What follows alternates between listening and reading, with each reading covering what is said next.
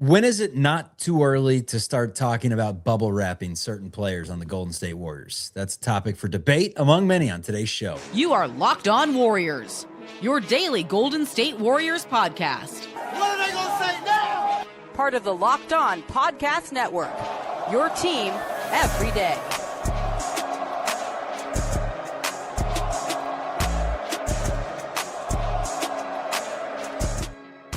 What's up, everyone? How we feeling? Welcome into Locked On Warriors. We are part of the Locked On Podcast Network, your team every day. This show is free. It is available wherever you find your audio podcasts, and we are on YouTube as well. Appreciate you for hanging out with us today. This episode is brought to you by 5 Hour Energy. Have your cake and drink it too, huh? Birthday cake flavor is back. No fork needed, vanilla-y, cakey flavor, caffeinated kick, and no sugar. It's party time. Order now at 5hourenergy.com or on Amazon. My name is Charlie Walter, host of the show. Let's get into it. Let's talk about the bubble wrapping. Let's talk about Kristaps Porzingis' debut for the Warriors, his long-term outlook, and the Draymond Green issue that at some point we have to address. Everyone unanimously has to agree that this is an issue, right? I mean, clearly it is an issue. We'll start with that. Just to let your eyes feast on something disgusting before we get into hopefully brighter days and brighter topics. But Draymond Green's game against the Celtics, 0 points, a minus 28, 0 of 7 from the floor, 0 of 5 from 3. These mid $20 million contracts are what are usually paying, third best players on teams. And that's the statistic, the stat line of someone that shouldn't even see the floor, and he didn't. He was replaced by Guy Santos, who that's one of the bright spots of the Warriors season thus far, is Guy Santos is turning into a legitimate, reliable player and a diamond in the rough that you found in the second round. He had 17 points. He's been consistently scoring in double figures. He was 6 of 14, hit 5 threes in his 9 attempts. So all of a sudden he's starting to stretch the floor, had 6 rebounds, a couple of assists, a couple of steals, no turnovers, and he was a +8 in the minutes that he played. Is it time to make a pact amongst Warriors fans that, hey, if we're talking about potentially bubble wrapping Steph Curry for the season, Draymond Green can go with them. Let's see what some of the younger guys give you, specifically Guy Santos, because it feels a little bit pointless with this current Warriors roster, no Steph Curry on it, to see what Draymond Green gives you in a given night, because it's not what you need. If Steph's on the floor, okay, then you can make that argument. Without Steph on the floor, you can't even make an argument that Draymond isn't as useful as a poopy-flavored lollipop. Shout out Patches O'Houlihan. The real ones get that reference. But Boston won the game, first contest out of the All-Star break, 121-110 on the Warriors' home floor to drop the Warriors to 29-27.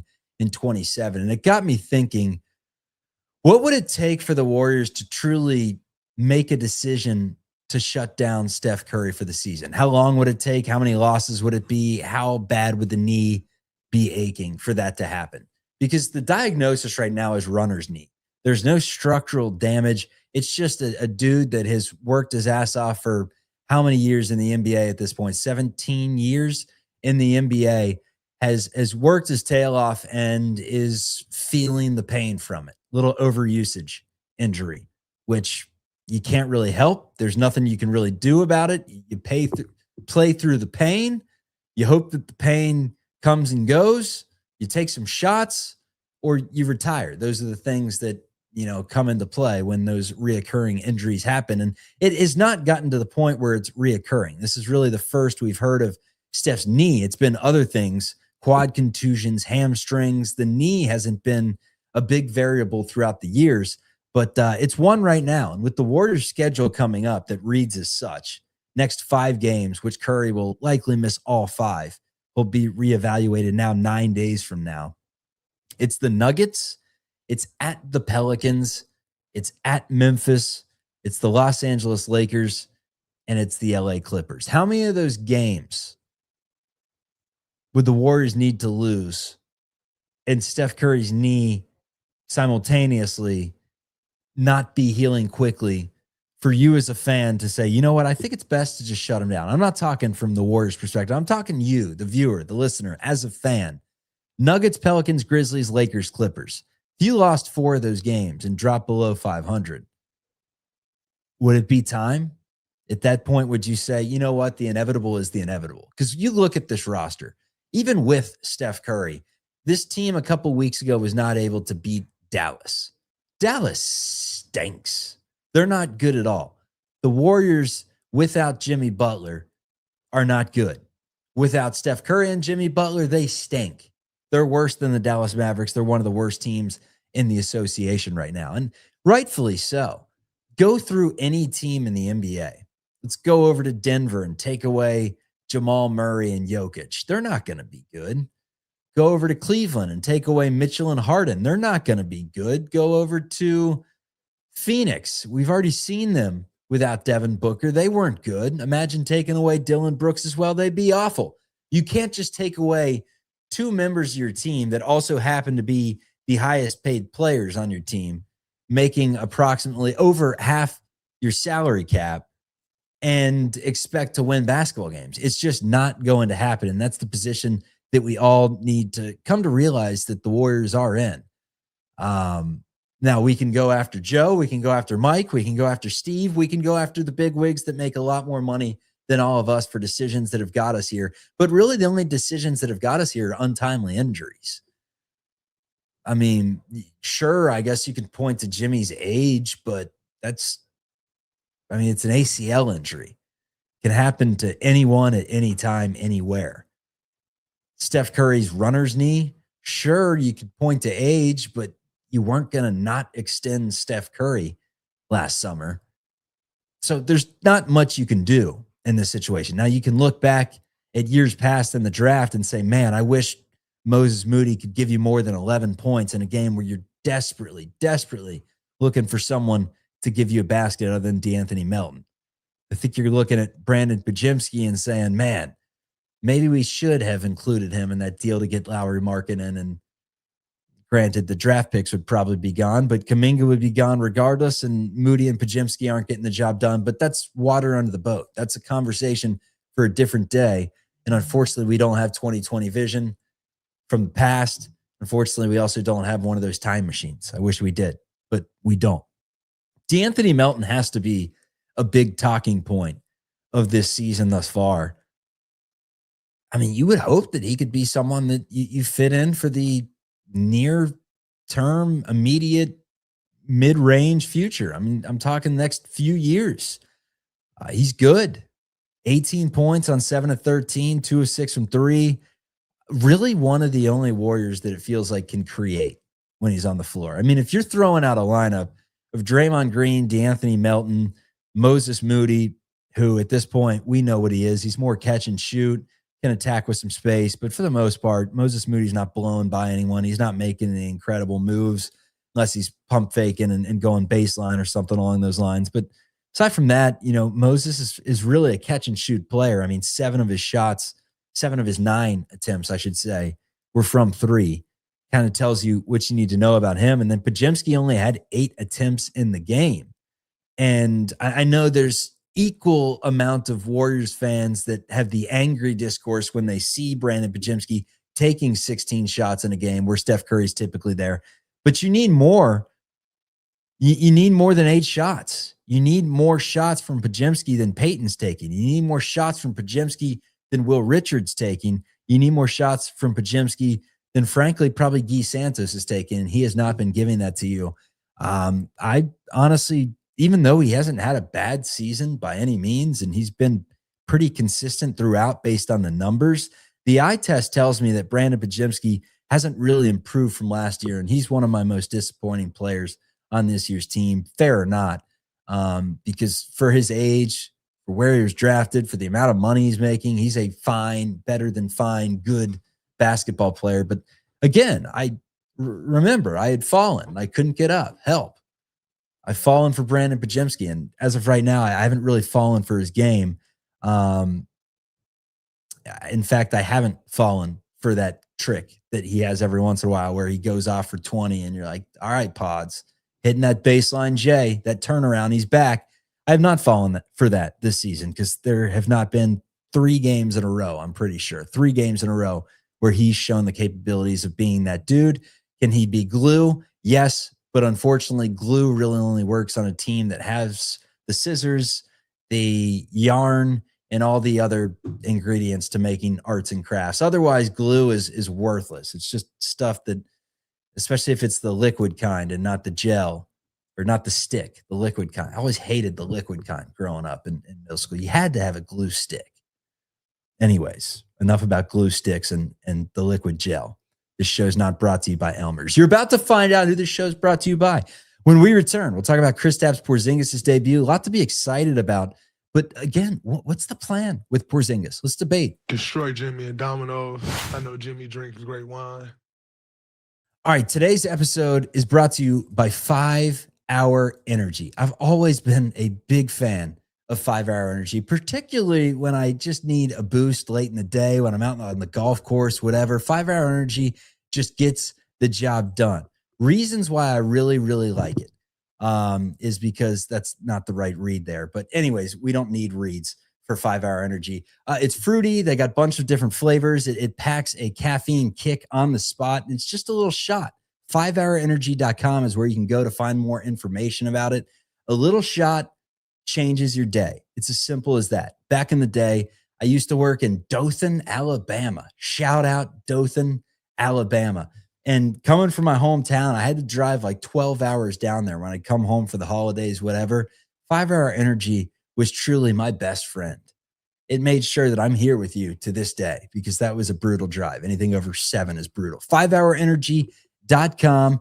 That is where you can go to find out more about it. Fruity candy-like flavor explosion. Order now at 5hourenergy.com or Amazon. All right, let's get back to the show. Who can stop Steph Curry? Hopefully we'll never find out. Let's get an A through Z rating for Kristaps Porzingis in his first Warriors game. Had 12 points in his 17 minutes, hit a couple of threes. I love how his first basket was sealing a defender with Al Horford running the floor, catching the lob, and slamming it home. Porzingis is a huge presence out there. One issue that I noticed with him defensively is he's not really he's not closing out very well. And the Warriors defense, just because of how it breaks down and no point of attack defender and no really great on-ball defenders that aren't getting blown by or that are getting blown by, aren't staying in front of Peyton Pritchard or aren't staying in front of Hugo Gonzalez or aren't staying in front of Baylor Shireman. Name the player that it was for the Celtics that would break down the defense off the dribble. They'd rotate it. It'd go to the corner. And one possession, it would be Peyton Pritchard. Next possession, it would be Hugo. Next possession, it would be Sam Hauser. And then it would be Sam Hauser again. And then it would go back to Peyton Pritchard. Boston was having a field day shooting the three-point shot. And a lot of it was just, that's a team that shoots a lot of threes. They make a lot of threes. They're efficient. 17 of 40 for 43% was Boston in the game. But a lot of it was just poor rotations. And some of that falls on Porzingis, who was sitting below the basket on a lot of these where whoever was in the corner, Pritchard, could have done one of those, check the airflow, going west. Air's going that way.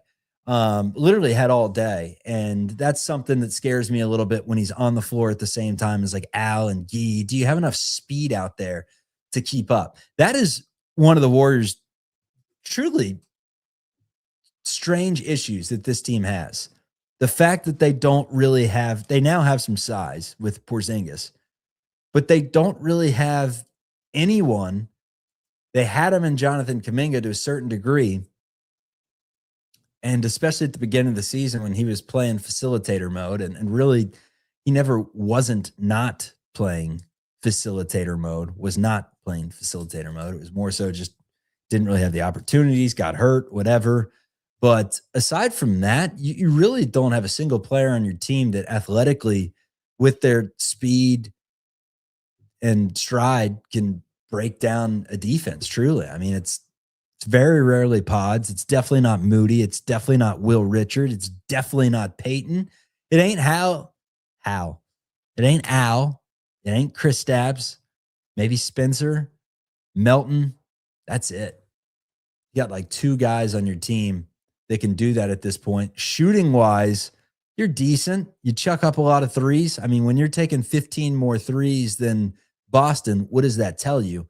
It tells you that that's really the only shot you're getting. And it's because, yeah, of course, pass it around the perimeter. There's not a ton this team can do as of right now with their true lack of playmakers. It is alarming to look at this team moving forward. Let's say in some crazy hypothetical world, Steph said, you know what? I'm not going into next year on I'm calling it quits. We're done. You look at this roster, it's truly, I mean, overall, if you got a full season, what would you set the over under at? 19 and a half wins with this current roster? That's alarming. It's alarming. And I'll tell you one thing. It makes you happy that before Jimmy Butler went down, like the day Jimmy Butler went down, the Warriors didn't trade away 3 first-round draft picks for Trey Murphy.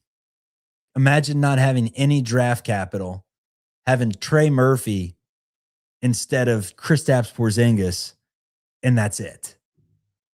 It'd be disaster day. So at the very least, let's look at the glass half full. You got draft picks. Steph Curry's being reevaluated again in 9 days. It's not the end of the world. But again, that schedule coming up, how many losses would it need to be? Nuggets, Pelicans, Grizzlies, Lakers, Clippers before you seriously considered, as a fan, from a fan's perspective, I'd be okay with the Warriors shutting Steph Curry down because I think that's the best for the now because this team's going nowhere. And honestly, the further we slip back that way, the better our odds become for next season, as compared to also giving him some rest the rest of this season and coming into next year with one final dance. I mean, that's what it would be. The contracts would line up, Jimmy, Steph, and Draymond, for truly one final dance. Now, would Kristaps Porzingis be a part of that formula? Strange to make a trade with a asset and contract in Jonathan Kuminga that you've been holding on to for forever and refused the Kings' first-round pick over the summer and Devin Carter and Saric, and then, you know, potentially refused to throw Moses Moody in that deal to bring back Malik Monk.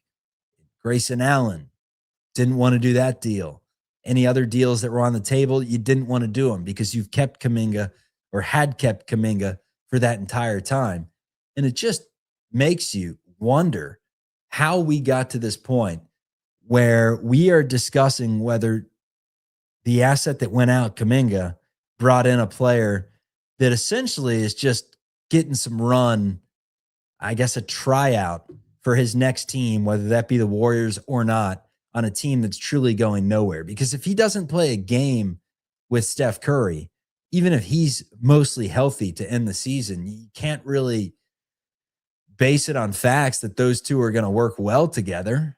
I mean, you would imagine so, and you would imagine that you could potentially get Kristaps Porzingis on a pretty good deal for next season for one final run. But man, that is an old, injury-prone, injured often, load-managed team that I see disaster written all over on. And it makes you wonder, like, what do Mike, Joe, Steve, company, what do they do?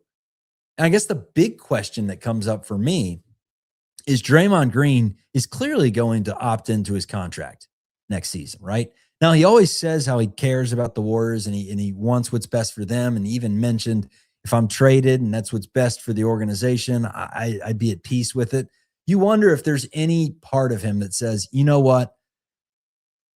I come back for a season and I am out of shape to start preseason, because he was. We all saw it with our own eyes. He was out of shape to start the season. And he was out of shape after a week off to come back from the All-Star game. You wonder if he at a certain point realizes, you know what? Maybe I do join the ESPN broadcast crew. Maybe I do hit this podcast thing full time. Maybe I do all these other ventures that, frankly, he's good at. Maybe better at those right now than playing basketball. I mean, it's not saying a ton considering he had 0 points 0 of 7 from the floor. It was a minus 28 and has often done that this year. He's had many, many bad games. More bad games, I would say, than good games this season, which is to not disrespect a Warriors legend. It's just to point out the fact of the matter. And the fact is he's not getting it done, specifically with the Warriors' current roster issues that they have. All right, let's get into a few other things on the way back. I want to talk a little Podziemski-Moody combo. I want to get into the road ahead for the Warriors and just talk about the league as a whole, run you through some scores. That's straight ahead on Locked On Warriors. And most importantly, he a dog. We need more dogs. Today's episode is brought to you by Quo. New year, new systems. This is the time when a lot of us look at the messier parts of how we run our business and we think there's got to be a better way than this, right? And there is. It's with Quo. Because when your team is reachable, organized, and communicating in one place, you're not just working cleaner, you're creating more opportunities to connect with customers. It's spelled Quo, and it's the smarter way to run your business communications. Your whole team can call and text from one shared business number. Nothing's going to get missed. They got smart AI tools to help you out. So it's no surprise Quo is the #1 rated business phone system on G2, trusted by more than 90,000 businesses, from solo operators to growing teams. Make this the year where no opportunity and no customer slips away. Try Quo for free. Plus, get 20% off your first 6 months when you go to quo.com/LockedOnNBA. That is QUO.com/LockedOnNBA. Quo, no missed calls, no missed customers. Today's episode is also brought to you by our friends over at Indeed. Time for the job search, workplace chaos, deadlines stacking up, your inbox overflowing. This is a job for sponsored jobs. Indeed Sponsored Jobs helps you reach the people who actually fit what you're looking for: skills, experience, location. So you're not just hoping the right candidate stumbles across your post. Here's the stat that says it all. In the seconds I've been talking to you, companies like yours made 27 hires on Indeed, according to Indeed data worldwide. So if you're hiring, spend less time searching and more time interviewing candidates who check all your boxes with Indeed Sponsored Jobs. This is a job for Indeed Sponsored Jobs. And listeners of the show will get $75 sponsored job credit to help get the premium status it deserves at Indeed.com/podcast. Indeed.com/podcast. Support our show by saying you heard about Indeed on this podcast, Locked On Warriors. Indeed.com/podcast. Terms and conditions apply. Need to hire? This is a job for Indeed Sponsored Jobs. Forget that. We champs. Why are you starting with that question? We got 4 championships. So we got into Kristaps Porzingis' play, his future. One of the big questions I asked earlier on the program is, what would it take for the Warriors to shut down Steph Curry? Because they're going to get into the play-in, it would seem. There's a large enough cushion between them and Memphis that you would have to just about lock in a play-in spot. And I don't think that they're good enough, especially with Curry dealing with some of these injuries. And Porzingis is on a minutes restriction right now, playing just 17 in his first game. And he wants to speed it up quickly, but it's going to be a gradual build up to 25 minutes or whatever. Melton's still on a minutes restriction. And at a certain point, this team's not going to win enough games to get into that 6th seed, you wouldn't think. So it's definitely a play-in spot, whether 7, 8, 9, or 10. Losing the first round of the play-in, losing the play-in, don't make the playoffs. You got some lottery odds, got some top 4 odds. You'll definitely take those. That would be a decent consolation prize. But the question is, if Curry does come back 10 days from now, he's good, he's healed up, he's ready, you're a game below 500. Obviously, you want to make the play-in. If you're the Warriors, you want to see if Kristaps and Steph can stay healthy for the remainder of the season. You could sneak out a couple wins, a win, whatever it is, in the play-in. And from there, take on a team that's in the top 6. See what you stack up for next year. Go into next year with a little bit of momentum. See if some form of a miracle can be produced. Some form of Curry 40 burger, 50 burgers can be produced. That's one way we look at this. The other way we look at this is, what if a career, knock on all the wood in the world, What if a career we just assumed would end by him gracefully, and I'm talking Steph, gracefully aging out and calling it quits on his own terms, would actually end with not some catastrophic Achilles or injury that caused him to say I'm out, but a lingering thing like a runner's knee that caused him to say he was out. I don't think it needs to be talked about that serious. I don't think we're at that point by any means, but he had some time to heal. He had weeks to heal. And he had his eyes set post All-Star break. And you know that Celebrini and staff did everything they could to make sure Curry was ready, and he wasn't. Slightly alarming. Panic meter. 1 out of 10. What are we at, chat? 4? On this season, panic meter's got there's no panic in this year's team anymore because I think everyone realizes what we've now realized since the second Jimmy grabbed his knee, or at least 5 hours later when Shams scooped everyone and reported around midnight that Jimmy Butler's season was over with a torn ACL. Since that moment, we've all realized that there was never a second where it was, well, let's see how this thing looks without Jimmy. It was going to be pretty much damn near impossible with Jimmy. And I say pretty much because there was that opportunity where you could flip the Kuminga asset, maybe get a little bit better to the point where you had a chance. But the team we're looking at now, Green, Santos, Melton, Moody, Spencer, Horford, Porzingis, Peyton, Pajemski, Richard, Post. Post isn't even getting minutes. With Porzingis on the floor, he's kind of the odd man out of the rotation, it seems, now that Porzingis has joined the fold. And I don't think anyone's complaining about that. Porzingis is clearly better than Quentin Post. And again, are you giving him a tryout? Or are you just giving a dude run to take Quentin Post's developmental minutes that you aren't planning on re-signing in the offseason? I have no idea what their plans are. Again, they've said multiple times that they brought him in because they think he is a part of this run, this last chance. They think he's a part of it. But they've said many things that I truly don't think they believe. Like the comments about Draymond after he didn't get traded, when Mike Dunleavy said Draymond's in a great spot.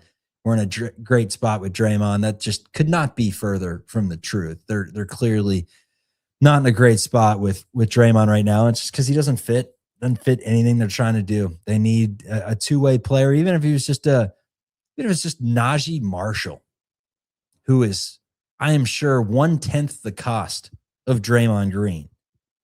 That would be significantly better than having Draymond on this team this second.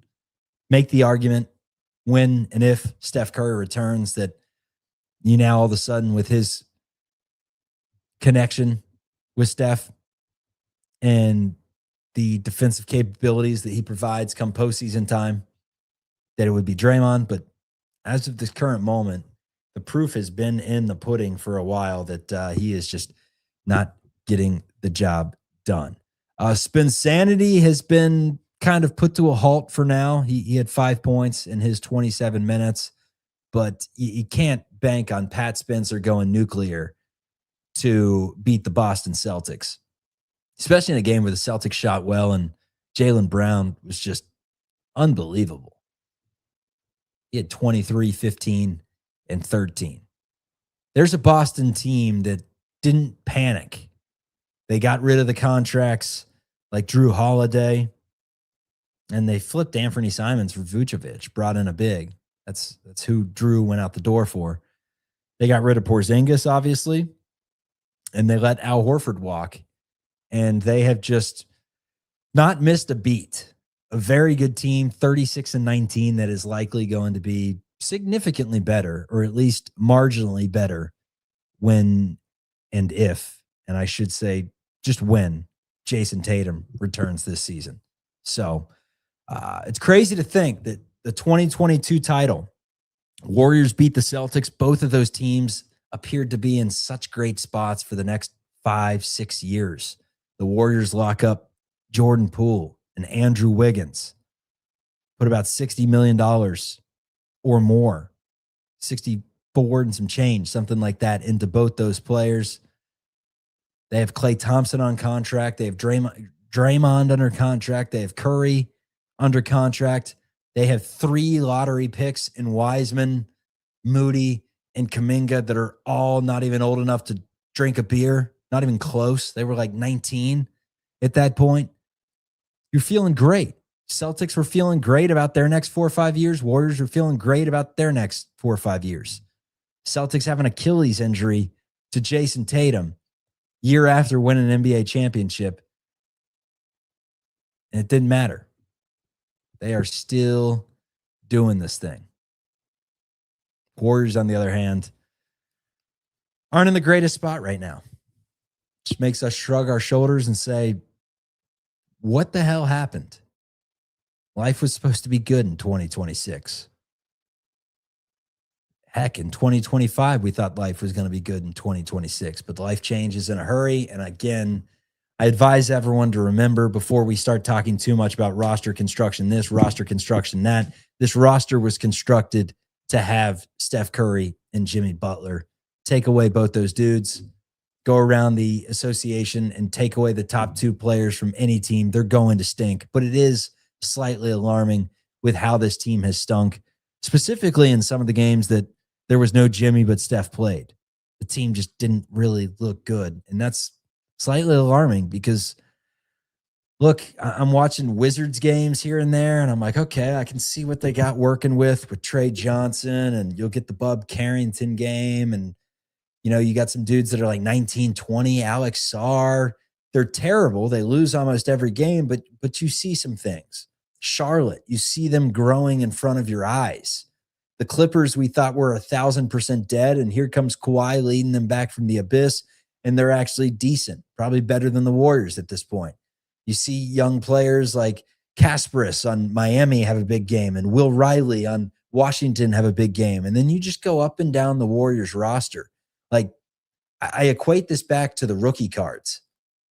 I do these things called breaks. If anyone's ever done a break, you know what it's just straight up gambling at this point. I mean, let's call it for what it is, to where you buy into a team or you buy into a random, you bid basically $6, $7, $8, an entire case of some product or whatever, and the wheel spins and you get that team and every player's card that comes out of there. So it's a cheaper way to potentially landing a massive one. And I may or may not have hit a LeBron James color blast out of Obsidian today. I did. That was insane. But that's for another day. I'll show it to you guys on next week's show. But the Warriors are like the worst team to get in the break. I mean, you're either getting the case hit of Steph Curry, some big Curry card, or you get nothing. No one's buying a Draymond Green card. No one wants a GP2 card. No one wants third-year Pajemski. No one wants a Will Richard rookie card. That's probably the hidden jewel in there. But it goes back to other teams have guys that are either already really good coming into their own, or they have like a young crop of players that you look at and you can get somewhat excited about. And I just don't, maybe it's because we cover the team every day and we're biased and we're fans, but I just don't see it with the Warriors. I don't see any of these young guys as like, you know, they can take that next step and be a really, really good player. They're all good role players in their own, but this team, this franchise, they need someone that's not a role player walking through these doors sometime soon. And maybe it'll be through the $100 million, $110 million that are coming off the books when Curry and Jimmy retire. But until then, I'm going to keep asking the question, who's going to step up? Who's it going to be? This is Locked On Warriors. Appreciate everyone for tuning into the program today. We will talk to you soon. Warriors play on Sunday against the Denver Nuggets at Chase. I'll have that instant reaction. I'm going to force Kylan to do it. So you may see Kylan on the program on Sunday. Anyway, see you, everyone.